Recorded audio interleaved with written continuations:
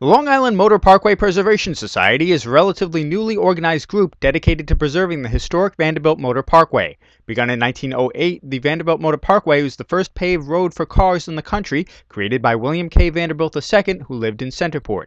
When completed in 1911, the road stretched from Queens all the way out to Lake Ronkonkoma.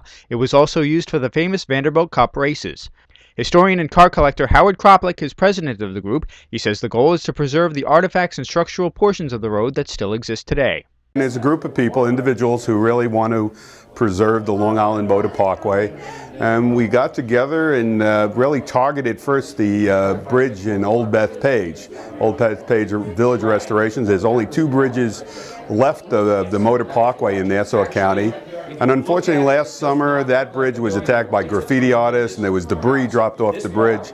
So we got together, put together a plan to work with Old Bethpage Village Restoration to actually come back and clean up that bridge. And so we've made steps to do that. They still have to get rid of the graffiti. But we're looking beyond that. We're looking really to other projects to help preserve the Long Island Motor Parkway, which was the first road built specifically for automobiles here in the United States. I would say 80% of the Motor Parkway is gone.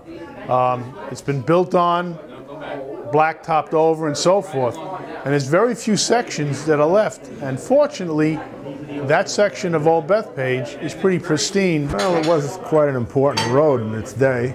And I was into cars of 1912 and earlier period for a long time, and that was kind of when it had its racing history and its sort of its heyday, you know. You know, just from an archaeological point of view and that kind of thing, I've always been interested in the Motor Parkway. I think because it was the infancy of the automobile and it accelerated the automobile. It was the infancy of auto racing, and it was also the infancy of infrastructure of roads and transportation. So you brought all that together in one thing that one guy did 100 years ago just because he was wealthy enough to do it. It was unbelievable. Well, I've been following the Motor Parkway for the last 7 or 8 years. I'm very interested in it. I live close to it. Just really do a lot of explorations about the Parkway, where it is, where it was, trying to find old posts and old memorabilia about the Parkway.